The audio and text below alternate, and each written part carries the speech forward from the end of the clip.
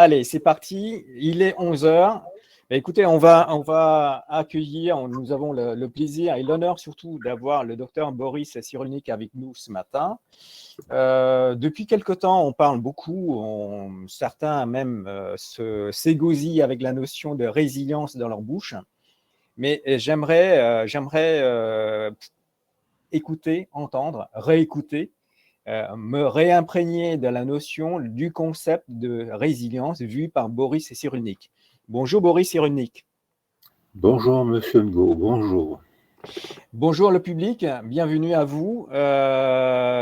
Boris Cyrulnik, médecin, neurologue, psychiatre, psychanalyste, écrivain et puis conférencier. Quel parcours! Comment vous définissez-vous personnellement? Moi, je me présente comme neuropsychiatre, puisque je suis un archéopsychiatre.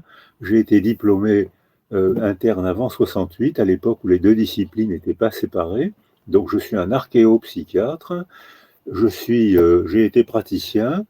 Je dirige l'enseignement de l'attachement à l'université de Toulon et je suis professeur d'éthologie à l'université de Mons en Belgique. Voilà. Très très bien.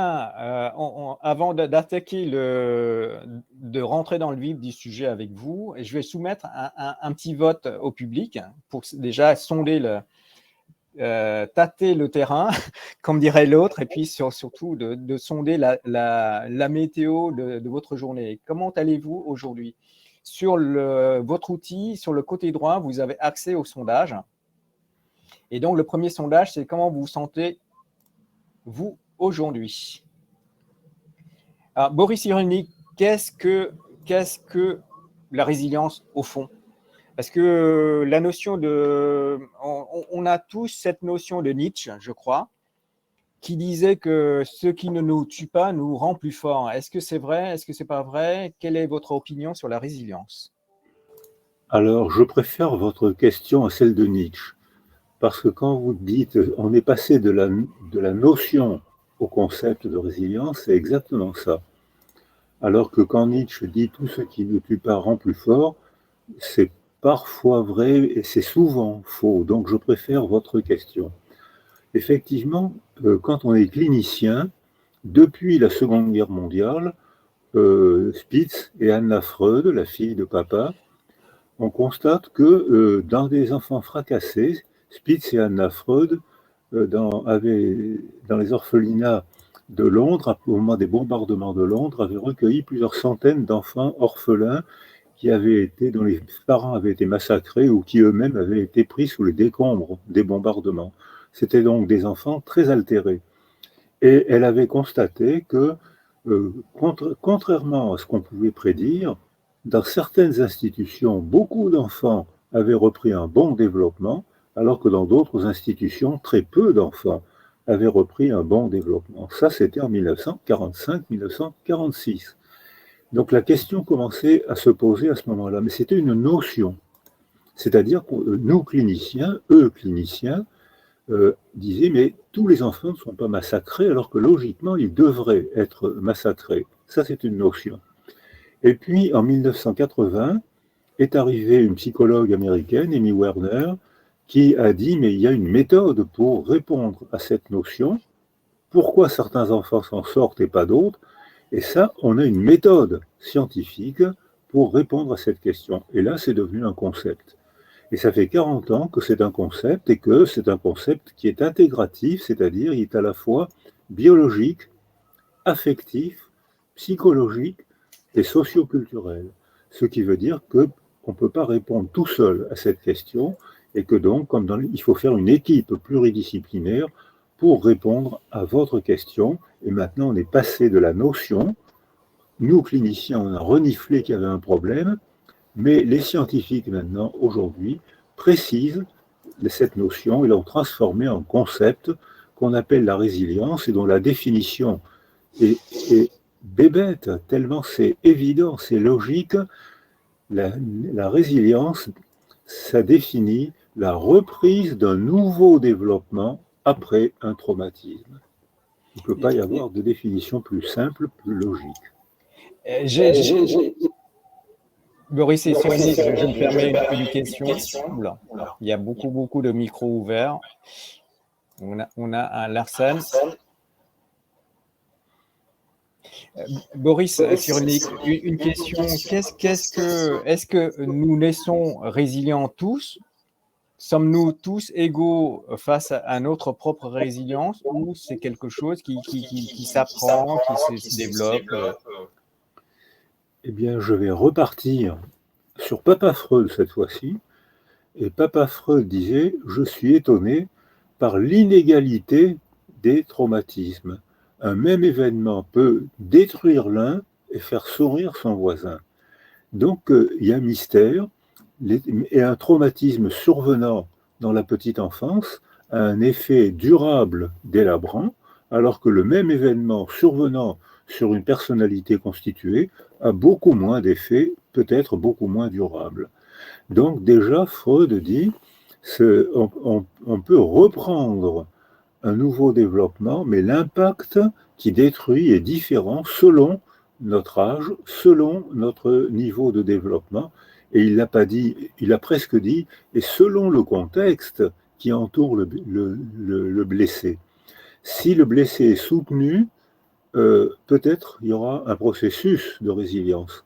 S'il n'est pas soutenu, on peut prédire qu'il n'y aura pas beaucoup de processus de résilience. C'est donc des raisonnements probabilistes sur des populations.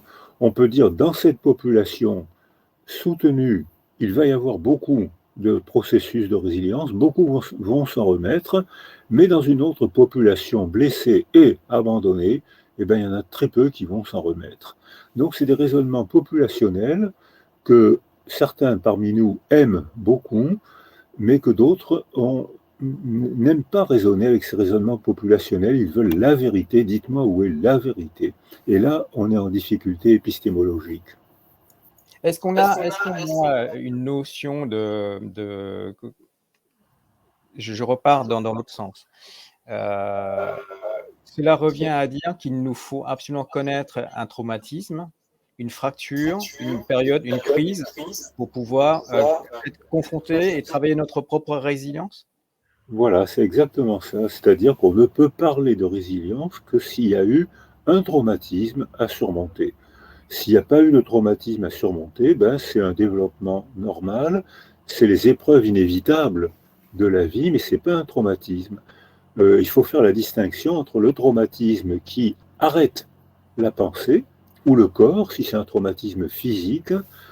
C'est Freud qui a introduit cette notion, enfin non, ça a existé, mais c'est Freud surtout qui l'a travaillé, parce que pendant la guerre de 14-18, la notion de traumatisme n'était pas pensée. Quand un soldat rentrait de la guerre qui était effrayante, dans les tranchées, c'était des garçons, des jeunes garçons qui n'avaient pas le droit de vote. C'était les adolescents qu'on a envoyés se faire massacrer par millions. Eh bien, quand ils rentraient effrayés, délabrés, avec des troubles psychiques ou neurologiques provoqués par cette effrayante guerre, on les considérait comme des traîtres. Certains ont été fusillés, d'autres ont reçu des chocs électriques pour qu'ils retournent au combat. On les considérait comme des traîtres, parce que la notion de traumatisme n'était pas pensée. Et Freud a pensé la notion de traumatisme, et il a parlé surtout du traumatisme sexuel pour expliquer l'hystérie. Et alors, c'est trop rentré dans la culture, peut-être comme le concept de résilience. Peut-être vous allez me dire ça tout à l'heure, mais la notion de traumatisme est trop rentrée dans la culture, et pourtant, neurobiologiquement, maintenant, on la définit. On voit que quand on fait une neuroimagerie, ça a été fait après une explosion d'usine à Nantes, où des ouvriers étaient hébétés. Ils n'avaient rien organiquement, et pourtant ils ne pouvaient pas répondre, ils ne pouvaient pas marcher, ils étaient hébétés. Et quand on leur a fait une neuroimagerie, on a vu que leur cerveau, qui n'était pas altéré, arrêtait complètement de fonctionner. Il était gris, il ne traitait plus les informations, il était hébété. C'est-à-dire qu'un traumatisme émotionnel, par l'intermédiaire, par le média des substances que sécrète la frayeur, c'est catécholamine, cortisol et puis toutes les autres substances, ça sidère le cerveau. Et le cerveau ne peut plus traiter les informations. Alors que dans les preuves, zut, il faut que je passe mon bac, zut, alors j'ai peur de le rater, je l'ai raté, zut. Voilà, ça c'est une épreuve de la vie où et tout le monde, on a qu'une série d'épreuves, mais dans l'épreuve, on reste nous-mêmes et on affronte. Alors que dans le traumatisme, on est dépersonnalisé par le trauma, que ce soit un trauma physique ou un trauma psychique, on est dépersonnalisé. Et la question, c'est comment faut-il faire pour que cette personne dépersonnalisée, hébétée par le traumatisme, la proximité de la mort, ou même la mort psychique, hein, même si le cerveau n'est pas agressé, n'est pas blessé, il ne fonctionne plus quand même. Comment va-t-on faire pour lui faire reprendre, pour l'aider à reprendre un nouveau développement? Et ça, c'est la définition de la résilience. Moi, je suis chagriné de savoir que nos super-héros ne naissent pas résilients. J'imagine bien Superman avec son sang juste au corps naître résilient, mais là, ok, donc ça veut dire que le fait qu'il soit confronté aux effets des crypto, je sais plus quoi, là, de la planète, ça lui a permis de développer sa résilience. Mais oui, mais alors c'est presque ça. C'est pas, on ne naît pas résilient, parce que dire qu'on est résilient, ça impliquerait qu'on est de qualité supérieure, biologiquement ou psychologiquement. Donc c'est pas loin du racisme, ça. Donc on ne naît pas résilient, nous on n'emploie jamais, pour nous ça n'a aucun sens. Mais, et vous parlez des super-héros, et c'est bien, parce que quand un peuple est en difficulté, il a besoin de héros. Donc c'est presque un signe de vulnérabilité. Si on est bien, si on est confiant, ben on s'exprime, on n'a pas besoin de héros. Mais si on est blessé, tous les héros de bande dessinée, tous les héros de films sont là pour réparer une blessure du groupe. Donc là, on n'est pas dans la résilience, puisqu'il n'y a pas de reprise de développement. Là, on est dans le coping, l'affrontement. Le général, je cite toujours cet exemple, parce que pour presque répondre à votre question, à la bataille de Little Big Horn, le général Custer fait faute militaire sur faute militaire.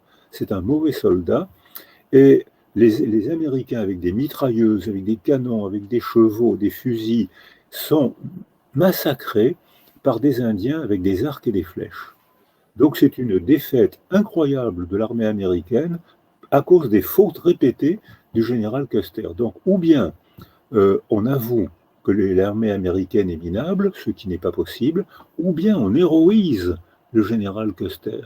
Et à ce moment-là, on dit, nous, il a combattu jusqu'au dernier, son épée était cassée, et bien il continue à se combattre avec un tronçon d'épée. Voilà comment on est, nous, les Américains. Il ne faut pas oublier que l'armée française a eu exactement la même réaction après Dien Bien Phu.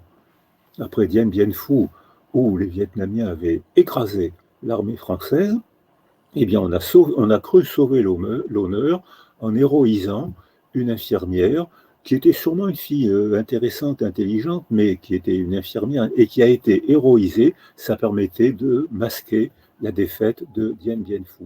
Donc, quand on héroïse quelqu'un, ce n'est pas un signe de résilience. C'est un signe que le groupe est en difficulté, humilié et qu'il a besoin d'une réparation. Je me rappelle toujours, lors de notre préparation de ce dialogue, Boris, on s'était posé la question pourquoi il y a autant de gens angoissés, pourquoi il y a autant de gens dans la rue actuellement en temps de crise. Et vous m'avez expliqué la notion d'ontogenèse et qu'il faudrait peut-être qu'on reprenne par là pour aussi notre public, pour le plaisir du public.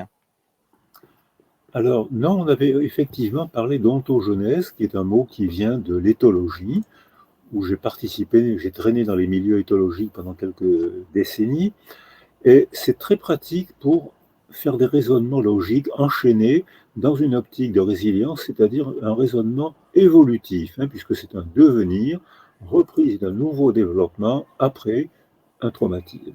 Alors, dans l'ontogenèse, il faut raisonner à avant le trauma, pendant le trauma, après le trauma. C'est un processus, c'est pas une qualité. Hein, je le redis, si c'était une qualité, ça serait du racisme. Il y aurait parmi nous des gens de meilleure qualité que d'autres. Donc c'est un développement constant.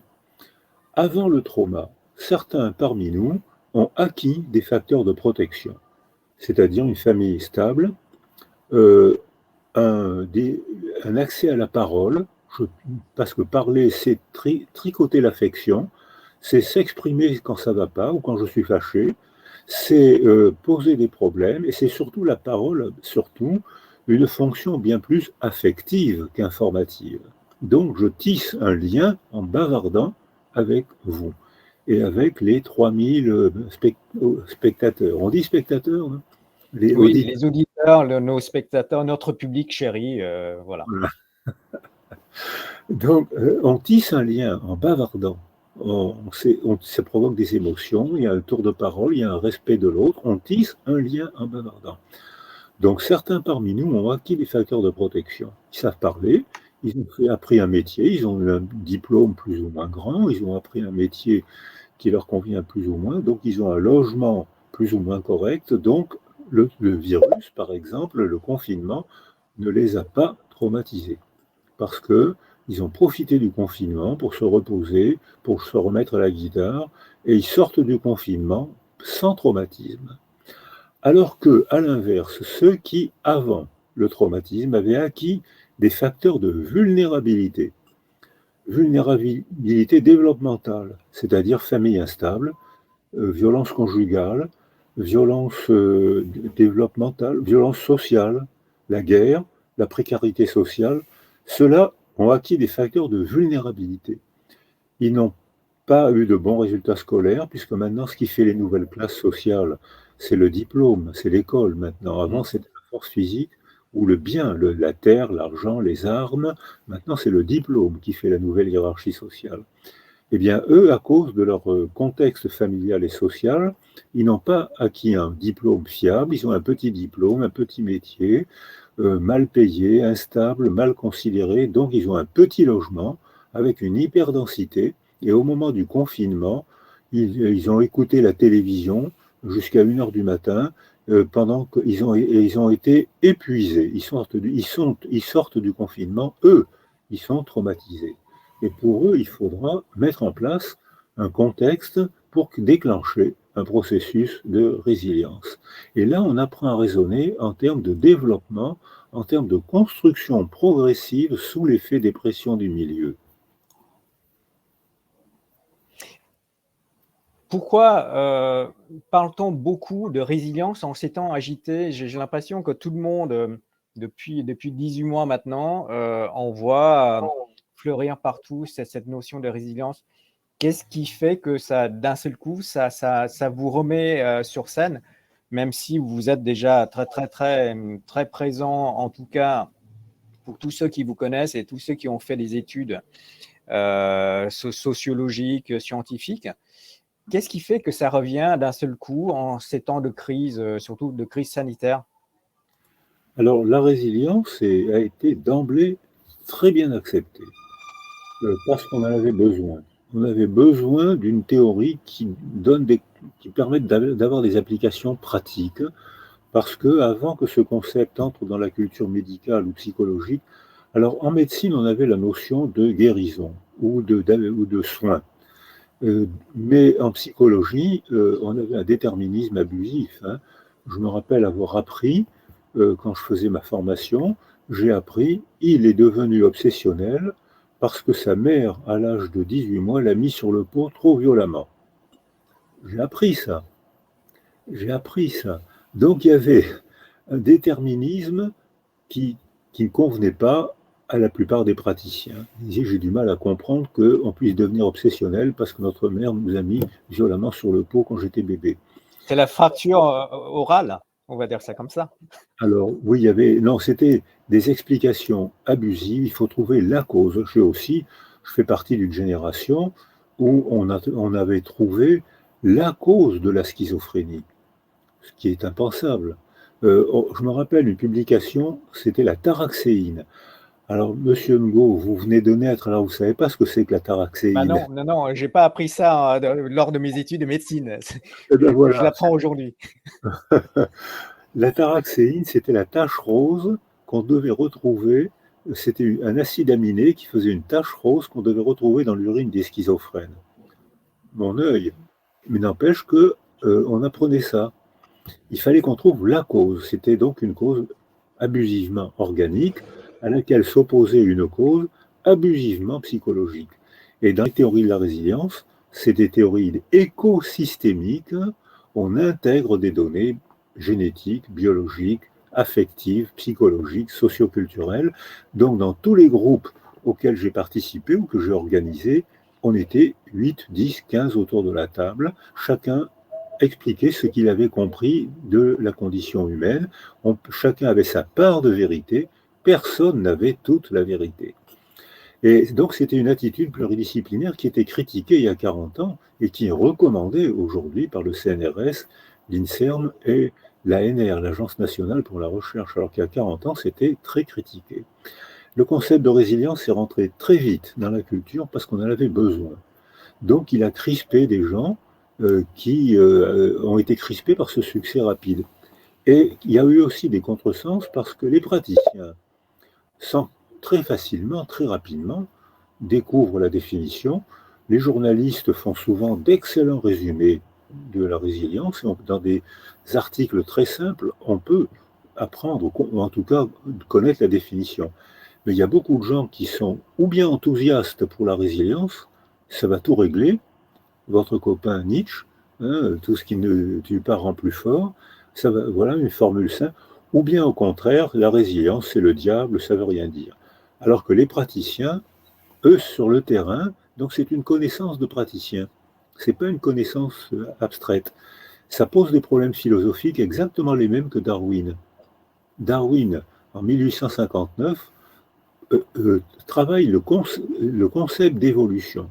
Les animaux qu'on voit aujourd'hui ne sont pas les mêmes animaux que ceux qu'on voyait hier.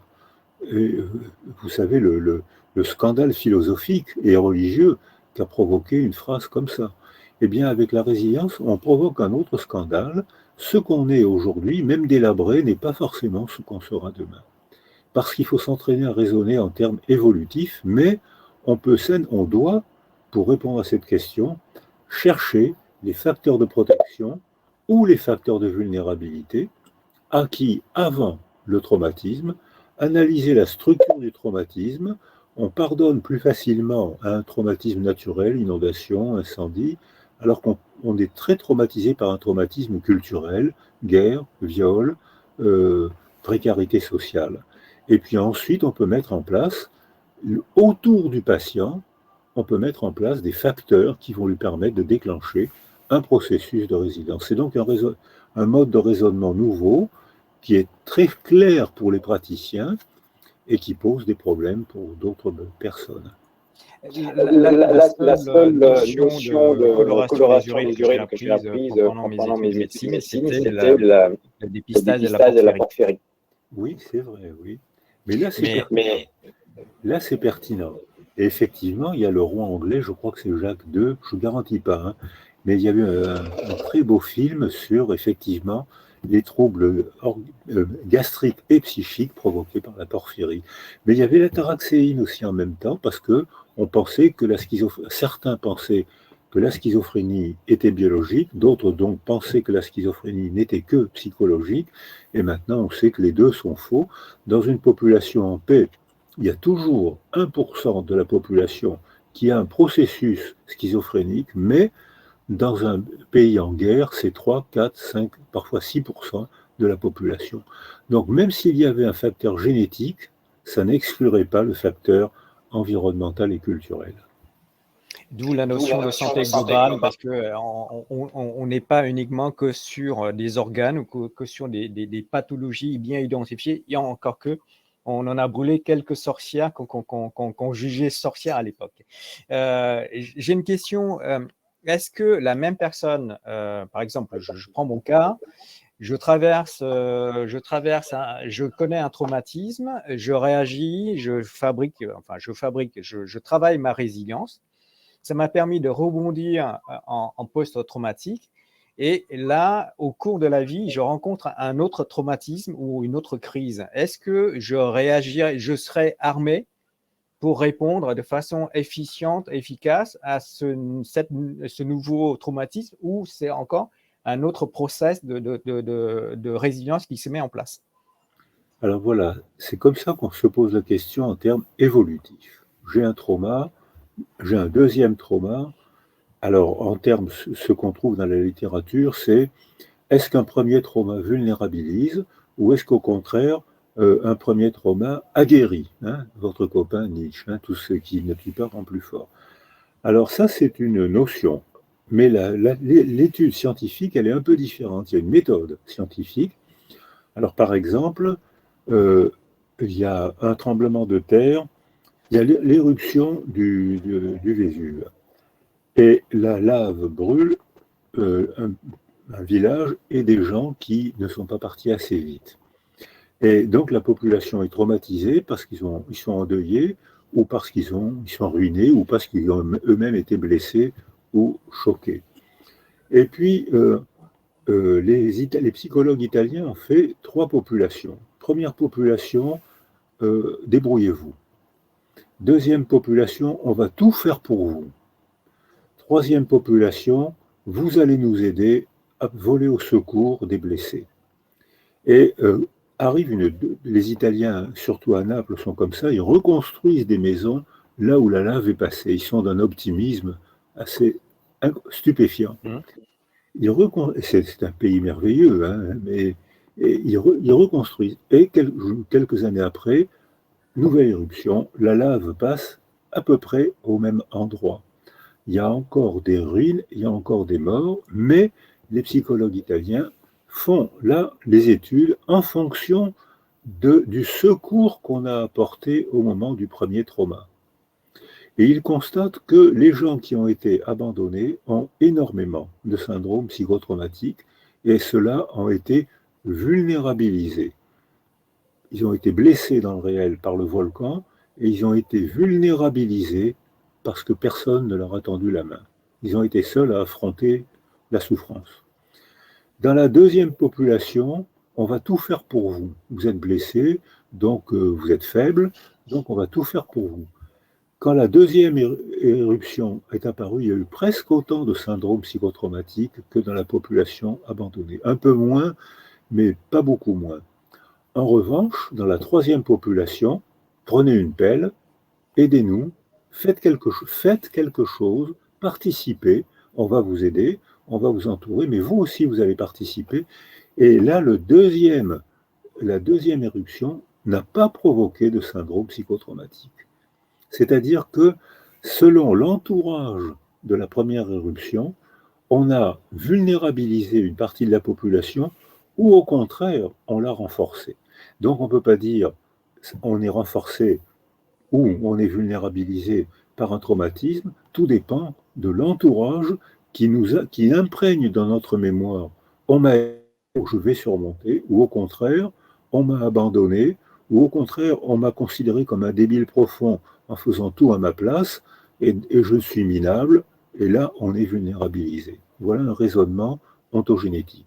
Mais on retrouve votre explication l'autre jour quand on a préparé tous les deux. Cette notion d'entourage à la naissance, hein, la notion de père biologique, la notion de père associatif, la notion de père éducatif. Et tout cela, si un enfant naît sans qu'il y ait de personnes empathiques, bienveillantes autour de lui, ça pourrait effectivement amenuiser un peu ses efforts et sa construction. Est-ce que j'ai bien compris là-dessus, sur cette notion de résilience et de préparation justement pour affronter les traumatismes?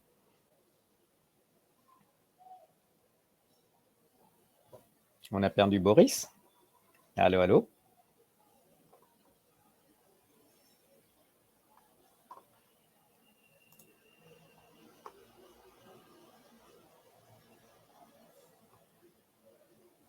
Ah, je suis désolé, on a perdu Boris, donc on va essayer de le retrouver en attendant à ce qu'il puisse nous rejoindre.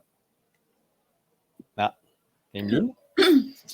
Oui, je me suis connectée pour essayer de voir s'il peut essayer de retrouver le lien.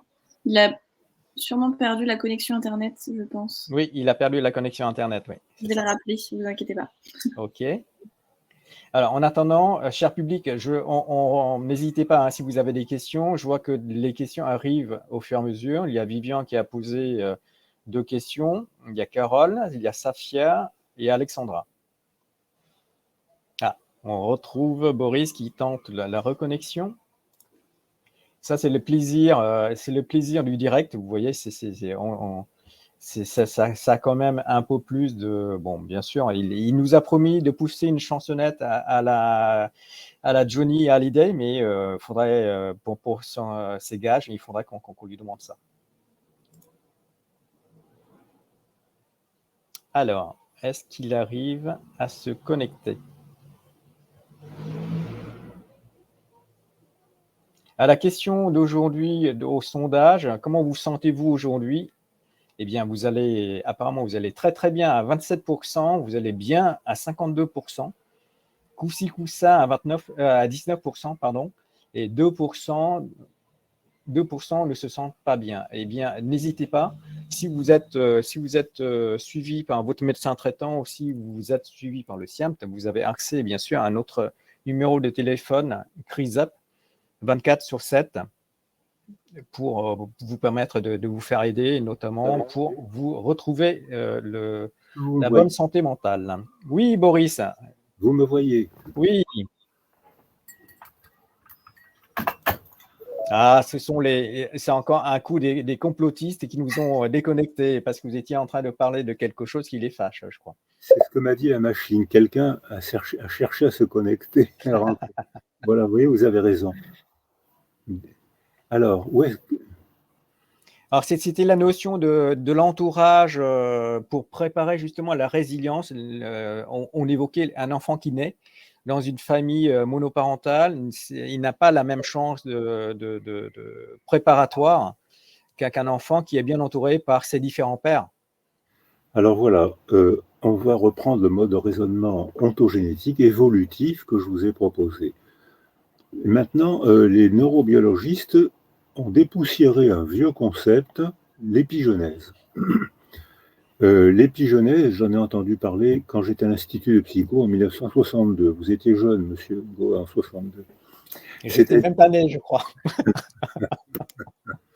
Et moi, j'étais à l'Institut de psychologie où on nous apprenait l'épigenèse chez les abeilles. C'est-à-dire que, selon les abeilles, une reine meurt et il faut qu'une autre abeille devienne une reine. Donc les abeilles choisissent une ouvrière, l'entourent, tambourine lui donne des aliments, la gelée royale, tambourine son abdomen autour d'elle, et cette abeille-là, avec le même chromosome, le même capital génétique, devient une reine grosse, fertile, immobile, alors que c'est le même chromosome que les petites abeilles ouvrières, hyperkinétiques et stériles. Donc la modification, c'est en 62 ça, hein, la modification du milieu fait que l'ADN s'exprime de manière totalement différente. Donc les gens qui pensent encore qu'il faut raisonner en termes d'inné ou d'acquis vont passer une mauvaise matinée, parce que la même bandelette peut s'exprimer de manière très différente. Et c'est pareil pour les mammifères, et c'est pareil pour les êtres humains, parce que nous sommes aussi des mammifères humains. C'est-à-dire, et on voit maintenant qu'on explique ce qu'on avait constaté cliniquement, votre question de tout à l'heure, la notion, hein, au moment de la famine de Leningrad, alors c'était Leningrad, c'était en 1943, l'armée allemande assiège Leningrad, il fait moins 50 dehors, les bateaux ne peuvent plus apporter les vivres, il y a 1 million de morts de famine, et on constate que 80 femmes affamées, enceintes, ont quand même réussi à mettre au monde 80 bébés.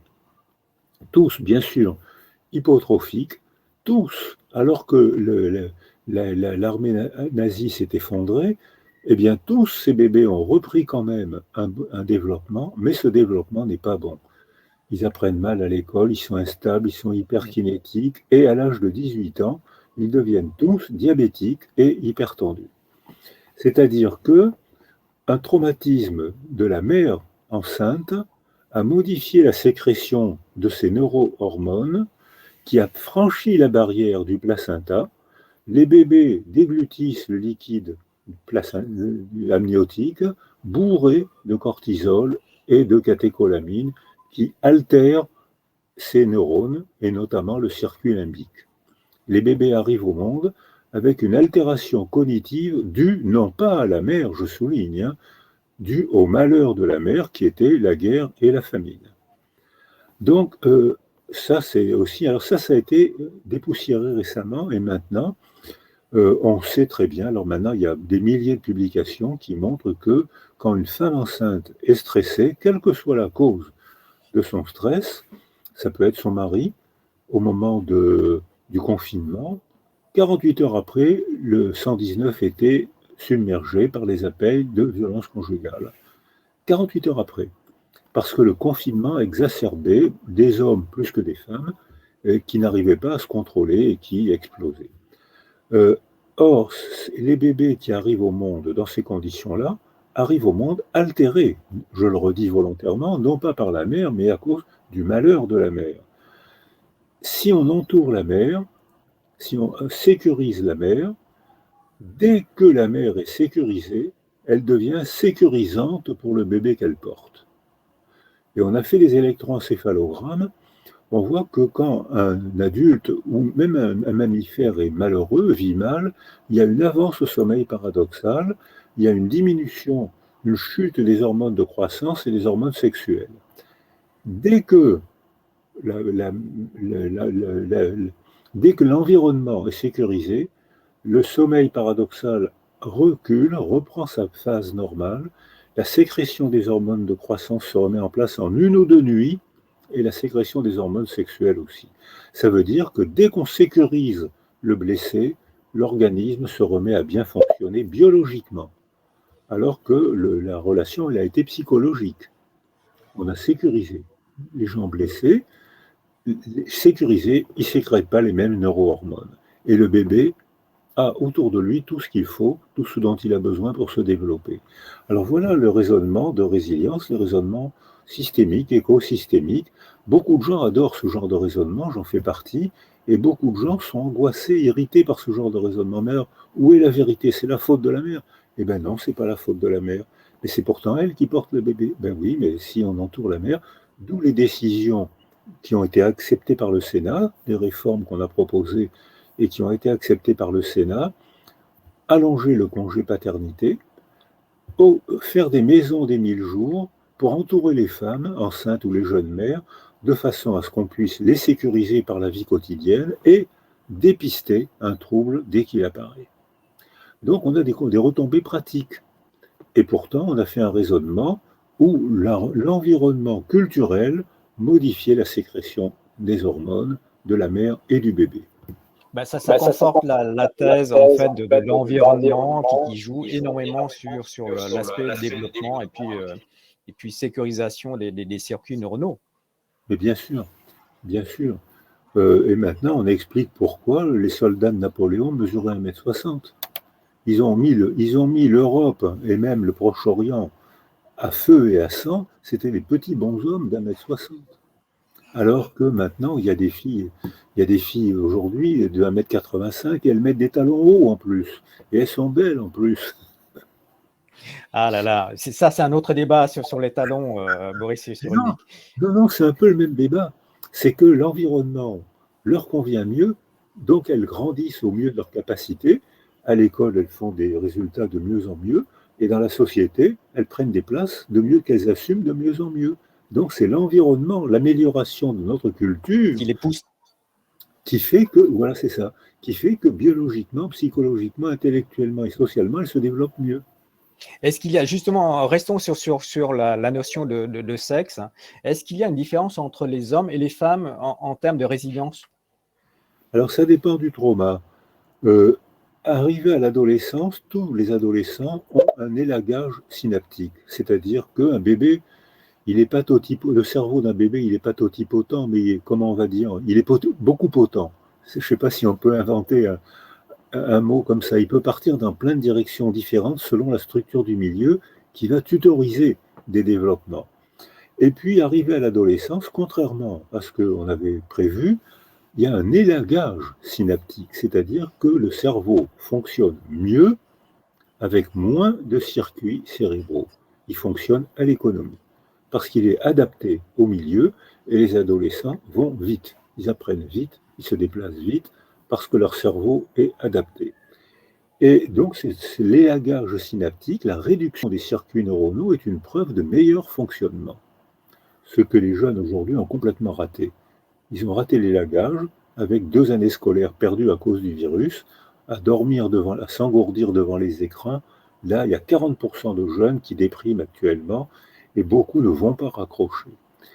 Et les femmes ont un deuxième élagage synaptique au moment de la première grossesse, ce que n'ont pas les hommes. Ce qui veut dire que les femmes, du fait du sexe, et du fait des hormones, et du fait de la maternité, s'adaptent de mieux en mieux à leur milieu. Première bonne adaptation, l'adolescence, après le bac, les études. Deuxième bonne adolescence, après la première maternité, résoudre vite les problèmes. Ce qui fait que si ces femmes-là vivent dans un milieu stable et qu'il y a un trauma, elles vont déclencher un bon processus de résilience, peut-être plus facilement que les hommes. Mais si le trauma consiste à une immigration, consiste à un déplacement de population, où là, les femmes auront beaucoup de mal à s'adapter parce qu'il y aura beaucoup de choses à résoudre. Et là, les hommes s'adapteront mieux et déclencheront un processus de résilience plus rapide et plus efficace que celui des femmes. Donc tout dépend de la transaction entre ce qu'est le sujet et ce qui est autour de lui. Et là, ça dépend de notre développement, de la culture. Et là, je rejoins la phrase que je vous ai proposée tout à l'heure. Il faut se mettre à plusieurs pour répondre à votre question. D'accord. Et justement, si on restait sur la notion de fratrie, est-ce que dans la même fratrie, garçon-fille, soumis au même traumatisme, est-ce qu'ils auraient les mêmes chances de s'en sortir avec la même résilience ou pas? Alors là, vous avez trop lu les cartes. Il faut arrêter de lire des cartes. Il ne faut plus lire des cartes. Parce que là, vous avez tenu un raisonnement linéaire. Quelle est la cause qui provoque un effet durable? Alors que ce que je propose, c'est le raisonnement environnementaux, écosystémique. Pour répondre à votre question, j'ai eu, il n'y a pas longtemps, un couple de jumeaux hétérozygotes, garçon-fille.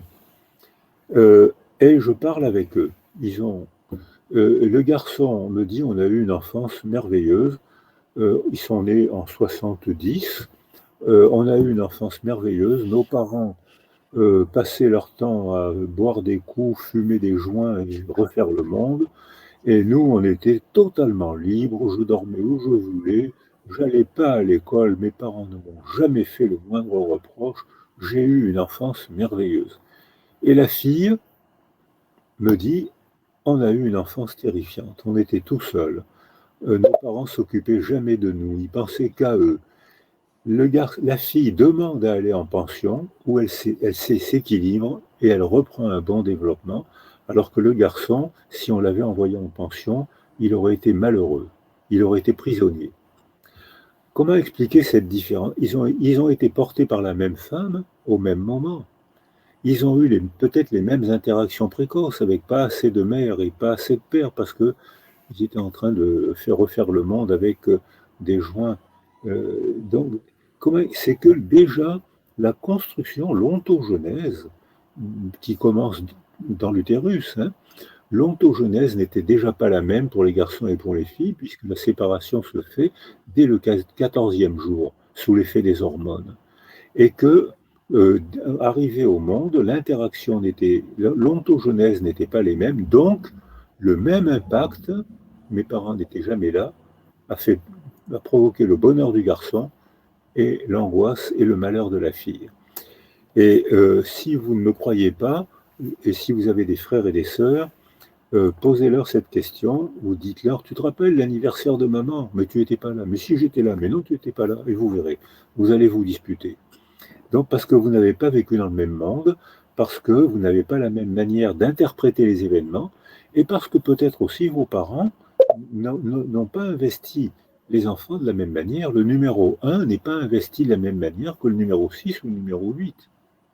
C'est-à-dire que le numéro 1, statistiquement, alors à mon époque, le numéro 1, il était souhaité. Maintenant, c'est tout bouleversé, la culture n'est plus la même. Mmh. Et les enfants, les parents sont sévères avec le numéro 1 et le numéro 2, et plus le numéro des enfants augmente, moins les parents sont sévères. Parce qu'on a vu d'autres, ils se débrouillera bien, ils ont appris leur métier de parents, donc ils sont beaucoup moins intrusifs. Donc les enfants n'ont pas les mêmes parents. Bah, on comprend pourquoi il y a autant de candidats aux élections présidentielles à venir, hein. Euh, euh, Boris Cyrulnik, on voit justement un peu dans un registre beaucoup plus sérieux, on observe beaucoup de devins, de prédicateurs en ces temps de crise. Et parallèlement, beaucoup de mouvements contestataires. À quoi c'est dû? Alors ça, c'est une question qui me touche, et je pense que c'est la question à laquelle il faudra répondre pendant les 5 ans qui vont venir. Parce que le virus va sécher, malgré ceux qui ne se font pas vacciner, il va quand même, la proportion va être tellement élevée, j'espère que le virus, on va cesser de le transporter, il va sécher, comme le font toutes les épidémies bactériennes et virales. Mais avant de sécher, il aura tué des gens. Or, on constate que chaque fois qu'une civilisation, qu'une culture est en chaos, que ce soit un chaos accidentel ou un chaos de guerre ou un chaos économique, ou pour ce qui nous arrive, un chaos viral qui a arrêté l'économie, qui a arrêté le transport, qui a abîmé beaucoup d'adolescents. 40% d'adolescents actuellement sont dépressifs. C'est faramineux, c'est faramineux. Donc, après une période de chaos, on voit toujours les historiens des sciences. Il y a des historiens des épidémies, et il y a des historiens des sciences, bien sûr. Et les historiens des épidémies racontent sur archives, sur tableaux, sur témoignages, après chaque catastrophe, on a le choix. Ou bien on remet en place la culture, la civilisation qui a provoqué l'épidémie, hyperconsommation, hypercirculation, et dans 2 ans, il y aura un nouveau virus. Ou bien on est tellement anxieux qu'on vote pour un sauveur. Donc je rejoins votre question sur le héros. Quand j'étais gosse, moi, le héros, c'était Superman, Zorro, Tarzan, c'était parce que j'en avais besoin. Oh, et dans ce cas-là, on rejoint, les gens sont tellement anxieux, tellement malheureux, qu'ils se font escroquer par un gars qui leur dit « Je suis le sauveur, je sais ce qu'il faut faire, votez pour moi ». Et après chaque épidémie, il y a un nombre, aujourd'hui sur la planète, il y a un nombre de régimes autocratiques, dictatoriaux, tout à fait stupéfiants, qui arrivent toujours après une période de chaos économique, culturel, guerre, etc. Mais par bonheur, il y a une troisième solution, c'est la Renaissance. Et on constate qu'après l'épidémie de 1348 qui est partie de Marseille et qui en 2 ans a tué un Européen sur 2, il a fallu tout repenser. Et là, on voit qu'il a fallu repenser les rapports sociaux. On avait tellement besoin de paysans que le servage a disparu sans discussion. Il fallait absolument courtiser les paysans si on voulait manger. On a eu tellement besoin de la maison qui devenait sécurisante que l'art de la maison, l'art de la table est devenu une énorme valeur culturelle. Et on voit qu'après le tremblement de terre de Lisbonne, je crois que c'était à l'époque de 1748, c'est Voltaire, je ne garantis pas la date, mais c'était à peu près comme ça, le tsunami de Lisbonne, il a fallu repenser l'architecture, les rapports sociaux, et Lisbonne est devenue une ville magnifique, avec des rapports sociaux qui ont été très agréables, jusqu'au moment où il y a un effondrement économique et un dictateur a été en place. Alors on voit l'Allemagne est en détresse après 14-18, le traité de Versailles empêche l'Allemagne de se reconstruire parce que tout l'argent allemand partait à titre de dommages de guerre en France, donc pas d'hôpitaux, pas d'écoles, pas une catastrophe culturelle provoquée par l'excès de dommages qu'on demandait aux Allemands. Arrive un sauveur, devinez qui, et les gens sont tellement malheureux qu'ils se laissent embarquer et préparent la Seconde Guerre mondiale. Et ça, alors, ou bien, alors on a le choix entre ces 3 voies. On répète, ça a été le siècle des pestes, qui tous les 3 ans, il y avait un nouveau bactérie, tous les 3 ans, peste noire, peste bubonnaire, peste pulmonaire, etc. Ou bien on vote pour un sauveur, un dictateur, ou bien on essaye de faire une renaissance artistique, relationnelle. Voilà, on a le choix, et ce choix va se faire dans les années qui viennent. Qu'est-ce qu'on pourrait, comment faire pour aider son entourage, notamment des familles monoparentales, à travailler leur résilience pour retrouver une meilleure protection, pour avoir moins d'angoisse et surtout retrouver une harmonie sociale et rebondir économiquement? Alors, notre culture a privilégié l'individu. On est, avec les États-Unis, on est une culture stupéfiante. Dans la hiérarchie de nos valeurs, il y a la réussite individuelle. Et on cherche effectivement, et on trouve effectivement des cas de gens, de garçons, de filles qui ont des réussites sociales individuelles, parfois admirables, quel que soit le prix qu'a payé leur famille, ou quel que soit le prix qu'eux-mêmes ont payé. Et vous venez de naître, alors vous ne savez pas, mais il y a une époque où les médecins travaillaient 18 heures par jour. Il y a une époque où les hommes étaient chefs de famille. Le Code Napoléon, en 1804, avait décrété que les hommes étaient chefs de famille, sauf que les chefs de famille n'étaient jamais dans leur famille, puisqu'ils travaillaient 15 heures par jour, où ils faisaient la guerre régulièrement. Donc ils n'étaient jamais dans leur famille. Et c'était les femmes qui géraient la famille. Et les hommes chefs n'étaient jamais là.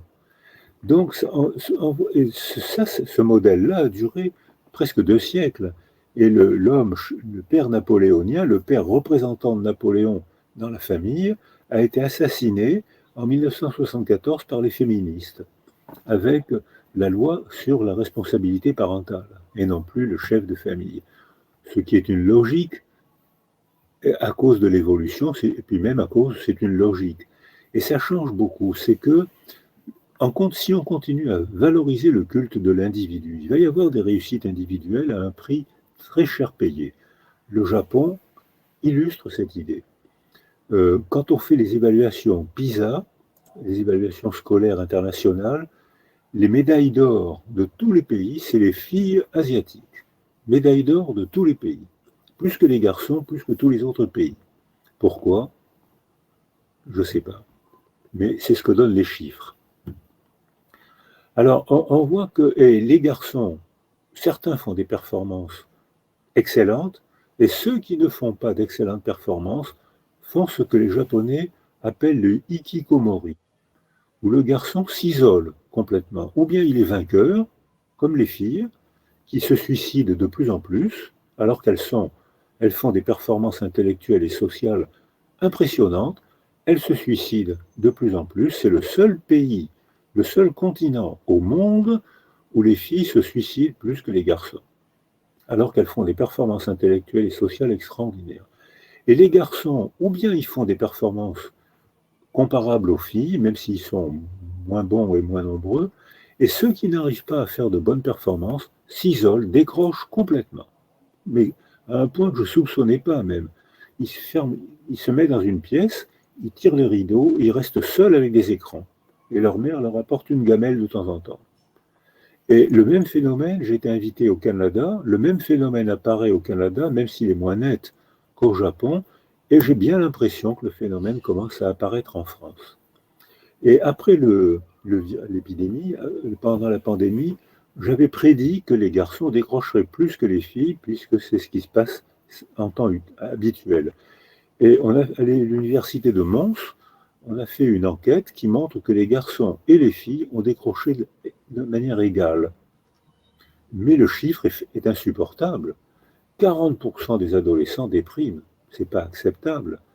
Donc, comment ils vont faire? Alors là, on répond à votre question. Si on organise un soutien affectif, verbal, intellectuel, sportif, scolaire, universitaire, quelques-uns vont raccrocher et essayer de rattraper leur retard, même s'ils vont être handicapés. En revanche, si on n'organise pas de soutien, très peu, quelques-uns vont y arriver, mais très peu. Et une génération entière, 1 ou 2 années, vont être complètement massacrées. Alors, on a le soutien, c'est à la société de l'organiser, c'est à l'université de l'organiser. Et l'université est en difficulté, elle était en difficulté avant le virus, je crois qu'elle va être encore plus en difficulté après le virus. Donc là, il va y avoir une réforme, peut-être une renaissance, peut-être il va y avoir une réforme de l'enseignement et de l'enseignement parascolaire, puisqu'on sait qu'on apprend beaucoup de choses en dehors des amphithéâtres. On constate aussi, Boris et Cyrulnik, on constate depuis ces derniers temps de morosité sociale une consommation accrue de produits. L'alcool, tous les trucs psychoactifs. Qu'est-ce qui fait que, d'abord, est-ce que c'est l'effet causalité ou est-ce que encore autre chose? Ou est-ce que ça sert encore, les gens recherchent toujours des béquilles pour aller mieux, pour mieux résister ou pour mieux travailler leur résilience? Je ne sais pas, c'est une question. Ma deuxième question, c'est est-ce que à force d'user de sa résilience, d'en abuser, est-ce qu'on ne pourrait pas, à un moment donné, n'avoir plus de résilience du tout, comme le stock qui se vide? Alors, je pense que l'alcool, c'est le refuge immédiat pour les hommes plus que pour les filles, mais ça sert de tranquillisant. Et c'est un tranquillisant très toxique. Hein.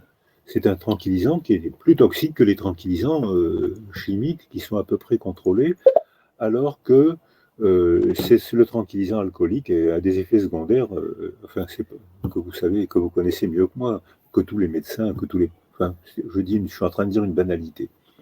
Mais si on a besoin de ce que vous appelez les béquilles, si on a besoin, c'est qu'il y a un manque, qu'il y a un creux. Et les gens disent, et d'ailleurs l'expression des hommes qui boivent, c'est « je suis bourré ».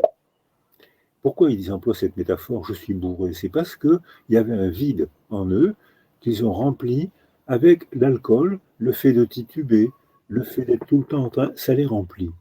Alors c'est terriblement toxique, mais ils sont moins mal en buvant qu'en ne buvant pas. Alors, toutes les cultures ont inventé les toxiques. J'ai été dans un continent que j'aime beaucoup, l'Amérique du Sud, où c'est coloré, c'est beau, c'est vraiment un continent magnifique. Le top sud-américain est extraordinaire, la base américaine est complètement larguée et complètement déculturée. Et qu'est-ce qu'ils font? Eh bien, les toxiques sont surcotés, soit toxiques religieux, comme nous, quand on part à la retraite, on fait un verre. Quand nous, le jour d'anniversaire, on ouvre une bouteille de champagne. Donc le tox, c'est un toxique, on le sait. Mais le fait de partager le toxique fait qu'on a l'impression d'avoir vécu ensemble un événement, c'est la définition du rituel. Toutes les cultures ont besoin de rituels. Les rituels sont différents selon les cultures, mais la fonction du rituel, c'est que ça nous permet de coder notre relation. Je sais comment je vous dis, je sais comment dans votre culture on dit bonjour, je sais comment dans une autre culture, les Asiatiques s'embrassent très peu. Ça c'était étonnant. Alors qu'en Amérique du Sud, vous dites bonjour à quelqu'un, vous avez 10 bras autour de la tête, autour de la taille, donc un abrazo, comme ils disent. Pourquoi? Bon, ben ça ne veut pas dire que les Asiatiques aiment moins, ça veut dire qu'ils expriment leur affection avec d'autres moyens. Alors, d'autres expressions corporelles. C'est les rituels. Et sans des rituels, il y a la violence. Donc on est obligé de mettre au point des rituels culturels. On se dit bonjour comme ça, on partage un verre comme ça, et à ce moment-là, on est contrôlé, la violence est contrôlée, on peut vivre ensemble, et le rituel a une fonction qui nous permet de vivre ensemble. Et la notion de consommation de produits que j'ai cité tout à l'heure au pluriel, ça inclut aussi l'hyperconnexion à tout ce qui est Internet, à tout ce qui est réseaux sociaux. Mais oui. Et d'ailleurs, vous avez totalement raison, puisqu'on parle aussi d'addiction aux réseaux sociaux. Et ça a les mêmes effets. Alors là, c'est notre culture. Je crois que maintenant, la notion de progrès, elle est très relativisée. Quand j'étais gamin, dans les années d'après-guerre, il y avait une gaieté que vous ne soupçonnez pas en France. Hein. Il y avait une gaieté parce qu'on était libérés. Alors, ce que je vais dire est affreux, mais mon témoignage, c'est que la gaieté a apparu en France après Hiroshima. Les jeunes ne soupçonnent pas ça. Parce que Hiroshima, et surtout Nagasaki, qui sont des crimes, ça symbolisait, ça signifiait, maintenant ça y est, la guerre est vraiment finie. Donc on pouvait enfin se remettre à faire des projets. Et moi j'ai le souvenir, mon témoignage, c'est que quand la bombe a explosé à Hiroshima, j'étais à Bordeaux, ce qui a explosé à Bordeaux, c'est la gaieté. Tout le monde sortait dans la rue, s'embrassait. 200 000 morts en une nuit, des cancers, c'est ça. J'entendais dire autour de moi, 200 000 morts en une nuit, c'est rien. Si on avait continué la guerre, il y aurait eu 4 millions de morts. C'est vrai ou c'est pas vrai? C'était dit comme ça. Or, il y a eu une explosion de joie extraordinaire. Et on a inventé une autre culture, un autre cinéma, de nouveaux rapports sociaux. Les femmes, pendant la guerre de la Seconde Guerre mondiale, avaient tout fait marcher. Les hôpitaux, les usines, l'administration. En 1945, elles ne pouvaient plus reprendre leurs conditions d'avant. Elles avaient tout fait marcher. Donc, elles avaient la preuve qu'elles étaient capables. C'est la guerre qui leur avait fourni la preuve. C'était une révolution culturelle. Donc, mais c'était très gai, c'était très bien parce qu'on était optimiste et on croyait au progrès. J'étais convaincu qu'on guérirait toutes les maladies. J'étais convaincu que grâce aux syndicats, il n'y aurait plus d'injustice sociale. J'étais convaincu que... Vous savez la suite. Vous savez la suite. Donc cette notion de progrès, maintenant, elle est très relativisée. Ce qui ne veut pas dire que... Alors j'espère qu'on vers une période de renaissance et que dans les années qui viennent, on aura des débats à condition qu'on apprenne à parler ensemble, ce qui n'est pas le cas aujourd'hui. Quand on voit les débats dits politiques, ils sortent les revolvers et ils sortent les couteaux dès la première phrase. C'est parce qu'on est dans un appauvrissement de dialogue et puis surtout, en fait, on n'arrive plus à pratiquer l'assertivité. On n'arrive plus à se dire les choses. Parce que notre culture de l'individu a arrêté l'empathie. Et ça, on peut l'observer scientifiquement. On a des tests qui permettent de mesurer, de rendre observable comportementalement et de mesurer comment un enfant accède progressivement à l'empathie, c'est-à-dire au décentrement de soi pour se représenter le monde d'un autre. À partir de 4 ans, jusqu'à 4 ans, il est centré sur lui. Il pleure, il a faim, Et progressivement, à l'âge de 4 ans, si l'enfant a été entouré, il a le plaisir de découvrir le monde d'un autre. Il cherche à découvrir le monde d'un autre. À l'adolescence, il va chercher à découvrir la culture d'un autre, la religion d'un autre. Il va continuer son développement. Mais dans notre culture, c'est plus ce qu'on constate. On constate un repli sur soi et un arrêt de l'empathie. Et l'arrêt de l'empathie, c'est ce qui définit la psychopathie ou la perversion. Le pervers dit « seul mon plaisir compte ». Le psychopathe dit « je sais qu'il y a une loi, mais je m'en fous éperdument ». Donc, l'empathie ne peut se développer, c'est-à-dire le plaisir de découvrir le monde d'un autre, donc faire attention, je ne peux pas tout me permettre, puisque il, elle est là, je ne peux pas tout me permettre. Et c'est agréable, c'est ce plaisir-là de découvrir d'autres raisonnements, de découvrir une autre croyance, de découvrir d'autres cultures. Ce raisonnement-là n'est possible que si d'abord on a été bien sécurisé. Or, on constate en Occident, plus qu'en Afrique, plus qu'en Asie, aux États-Unis, on constate comme en Occident, que les bébés sont de plus en plus anxieux et qu'ils sursautent, ils crient, ils pleurent, ils sont difficiles à consoler de plus en plus, parce qu'autour d'eux, il y a trop de stimulation. Et que, dans ce cas-là, ils se replient sur eux-mêmes et ils ne découvrent pas le plaisir de découvrir un autre monde. Ils arrêtent l'empathie. Donc, la haine de l'étranger, la haine de ceux qui ne raisonnent pas comme moi, parce qu'il n'y en a qu'un seul qui a raison, il n'y en a qu'un seul qui raisonne bien, c'est moi. Vous êtes bien d'accord? Donc, à ce moment-là, l'empathie s'arrête, et dans ce cas-là, la haine apparaît très vite. Et j'ai été effrayé ces derniers temps par ces discours de haine qui me rappellent de mauvaises périodes. Une question, enfin 2 questions, et puis après, si vous êtes d'accord, on va prendre les questions de notre public chéri. Est-ce que la congruence nous aiderait dans notre résilience, dans la construction de notre résilience? Alors, qu'est-ce que vous voulez dire par congruence? Manière de raisonner ensemble, manière Oui, une convergence sociale, intellectuelle. D'accord. Alors, clairement, oui. Euh, alors, on sait que lorsque une personne se développe, on se fait un récit de nous. On se, on se fait un récit de nous, c'est-à-dire que on a l'impression euh, que c'est notre identité.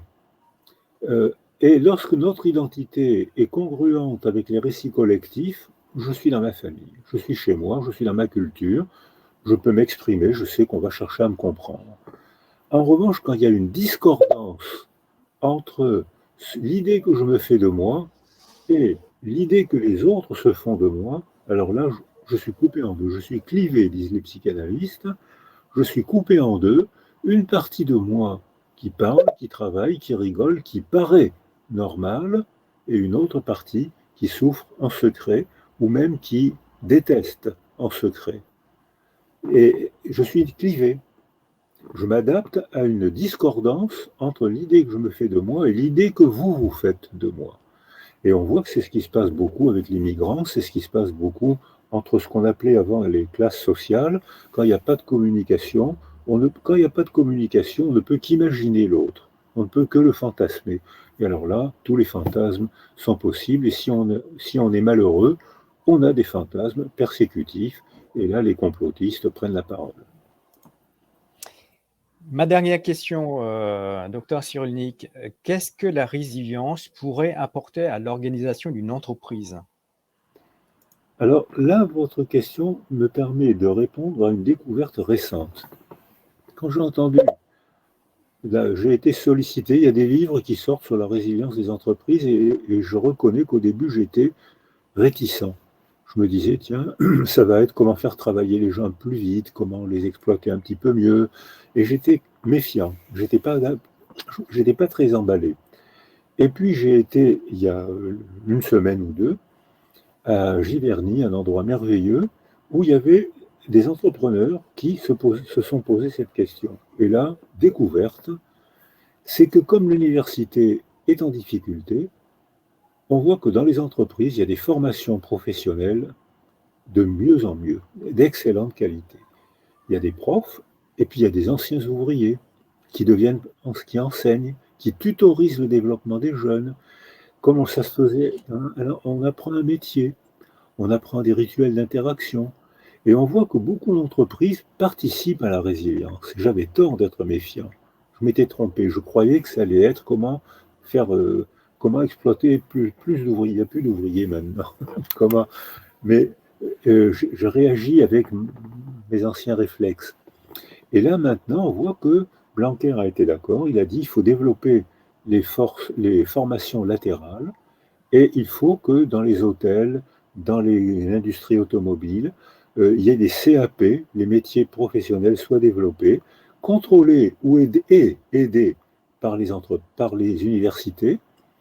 J'avais proposé à Blanquer de développer la formation continue, quelle que soit, de façon à ce que les gens puissent continuer à travailler et éventuellement préparer, tout en travaillant, préparer un changement de métier, parce qu'on prévoit que dans les jeunes qui rentrent dans l'aventure sociale aujourd'hui, on prévoit qu'ils vont changer de métier 4 ou 5 fois et changer de couple 4 ou 5 fois. Donc ça n'a rien à voir avec mes grands-parents, vos arrière-grands-parents, ça n'a rien à voir avec vos arrière-grands-parents qui, eux, mouraient dans le lit où ils étaient nés. Ouais. Et on avait un métier, on avait une religion, on avait une église ou une synagogue, où on avait un repère et on faisait toute sa vie avec une langue. Or aujourd'hui, les jeunes vont faire 3 métiers, 3 couples, 3 langues, et donc il faudra développer la formation continue. Il faudra apprendre tout au long. Ça, c'est un progrès, un vrai progrès, apprendre tout au long de la vie. Mais il faut que les institutions se mettent en place et les entreprises sont en train de proposer des formations latérales de grande qualité et qui donnent du travail. Ben, ça rejoint, je suis entièrement d'accord avec vous, ça conforte ma vision des entreprises. Pour moi, l'entreprise, c'est le plus bel endroit de la Terre où on a des moyens, on a des ressources humaines et financières pour s'occuper vraiment de la santé de tout le monde d'ailleurs, de façon transversale. Et puis, les jeunes envisagent leur vie à venir dans une entreprise. Quelques-uns vont tenter l'aventure personnelle, mais ils vont tenter de faire une entreprise. Donc, l'entreprise va devenir la structuration sociale de la jeunesse et de ceux qui s'engagent dans l'aventure humaine aujourd'hui. Et puis, je pense que dans l'entreprise, quand quelqu'un est en difficulté, c'est là qu'on va le repérer. Et alors qu'avant, quand quelqu'un était en difficulté, il se cachait, il souffrait tout seul. Et là, maintenant, probablement, il va y avoir des aides, il va y avoir des mécanismes, comme ça existe déjà d'ailleurs. Il y a de plus en plus d'entreprises qui dépistent les troubles physiques, les troubles psychiques, et là, il y a des soutiens tout à fait appréciables et tout à fait efficaces. Ben, merci Boris pour ce dialogue. Et si vous voulez bien, il nous reste pile 5 minutes, prendre quelques questions du public. Est-ce que Charlène nous pose la question, peut-on hériter des traumatismes de nos aïeux? Et la réponse, c'est tragiquement oui. C'est-à-dire qu'il y a toujours une transmission. Tout à l'heure, j'ai parlé de la transmission épigénétique. Je ne parle pas de la transmission génétique, hein. Je parle de la transmission épigénétique. Et comme je le disais tout à l'heure, on voit que beaucoup d'enfants souffrent du malheur de leur mère. Et quand les gens ont un traumatisme, homme ou femme, dans leur vie, ils ont un choix difficile. Ou bien, avec leurs enfants, ils racontent l'horreur de ce qu'ils ont subi. Ils traumatisent leurs enfants. Ou bien ils se taisent, ils angoissent leurs enfants. Donc, les gens qui ont un traumatisme ont un choix difficile entre traumatiser ceux qu'on aime, les gens les plus importants de notre vie, ou les angoisser.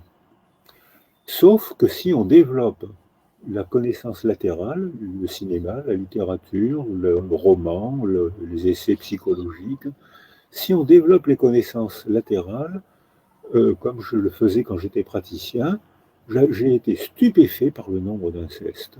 J'en revenais pas. Et quand j'enseignais à l'école de magistrature, les femmes, puisque c'était des femmes magistrates, me disaient tous les jours, on a des cas d'inceste. J'ai été stupéfait. C'est toujours le signe d'une désorganisation sociale. Qu'est-ce qui se passe? Et le suicide des jeunes mères, c'est le symptôme d'une désorganisation sociale. Qu'est-ce qui se passe dans notre société? Probablement, il va falloir réinventer des nouveaux cadres. Probablement, l'entreprise va y participer, mais aussi beaucoup la culture. Et l'entreprise peut participer à la culture. Et à ce moment, et là, on voit que ça se transmet, et on peut souffrir effectivement. On le voit chez les Indiens, la transmission de l'image de soi dévalorisée. Hein, les intouchables. Les intouchables acceptent leurs conditions. C'est moins vrai depuis une génération, mais pendant des générations, ils ont accepté la condition d'être inférieur. C'est moins vrai depuis que un intouchable a été adopté par un Anglais, a fait des études de médecine à Londres et est revenu comme médecin. Et son exemple a permis de signifier « vous êtes intouchable et pourtant c'est possible ». Et là, maintenant, on voit que les intouchables participent à la politique, et c'était vrai, ce qui était vrai il y a quelques générations, en une génération, a été complètement transformé. Une autre question, est-ce qu'un événement tel qu'une naissance peut guérir le traumatisme suite au décès d'un proche? Alors, ça pose un problème, ça, c'est que ça peut fabriquer ce qu'on appelle des enfants de remplacement. C'est-à-dire que quand l'enfant est mis au monde, l'enfant a été conçu et mis au monde pour remplacer le défunt. Or, un enfant doit être aimé pour ce qu'il est, avec ses caractères, ses qualités, ses caprices, comme on dit. Et il n'est pas. J'ai eu beaucoup de patients qui étaient des enfants de remplacement, comme Salvador Dali, c'est l'exemple Van Gogh, c'est les exemples qu'on donne. Et Salvador Dali dit ma mère, dans ma famille, on ne pouvait aimer que les morts. Donc si je voulais être aimé par ma mère, il fallait que je la menace de suicide. C'est-à-dire que, ou alors j'ai une patiente qui me disait, ma mère était en deuil de ma sœur aînée, que j'ai jamais connue, qui est morte. Elle m'a donné son nom pour remplacer ma sœur morte. Elle m'a donné ses vêtements que je devais porter pour lui faire penser à la sœur, à sa fille qu'elle avait perdue. Et une fois par semaine, j'allais sur ma propre tombe, puisque je portais le nom et les vêtements de ma sœur disparue. Donc ça, pour un enfant, c'est très troublant de se construire, non pas avec papa, maman, avec quand on est une fille, on fait ça, c'est merveilleux, mais de se construire en s'identifiant à une morte. C'est assez difficile. Et les enfants de remplacement, je crois qu'il faut faire attention, et il faut les aimer pour ce qu'ils sont, et non pas pour remplacer une perte. Merci Boris Cyrulnik. Il nous reste juste le temps nécessaire pour vous donner les résultats des sondages. On avait posé la question, connaissez-vous la notion de résilience? Avant notre dialogue, le public a répondu par la positive à 74%. J'espère qu'on a gagné en termes de sondage, en termes de pourcentage, qu'on pourrait faire un score à la russe, tous les deux. À la question, comment vous sentez-vous aujourd'hui? Bien à 50%, très bien à 26%, coup-ci, coup-ça à 22% et 2% ne se sentent pas bien. Donc, n'hésitez pas à prendre contact avec notre cellule de CRISAP 24/7 pour tous ceux qui sont suivis par le SIAM. Côté satisfaction, le feedback, je pense que vous avez convaincu Dr Cyrulnik. Très satisfait à 82% du sujet de cet e-change. Satisfait à 18%. Alors là, c'est le score poutinien. Insatisfait, 0%. Bravo, bravo, bravo. Écoutez, un grand merci en tout cas. Merci pour tous ces échanges et toutes ces nouvelles notions et piqûres de rappel sur la résilience qui a beaucoup évolué depuis le premier jour, il y a quelques années. Merci pour votre regard bienveillant. Merci encore pour toutes ces notions que vous nous apprenez et qui nous rendent meilleurs tous les jours. Merci au public chéri, merci aux auditeurs chéris. Donc, merci pour votre confiance et puis à très très vite pour d'autres aventures. Merci Boris Cyrulnik, à très vite. C'est moi qui vous remercie. Au revoir tout le monde.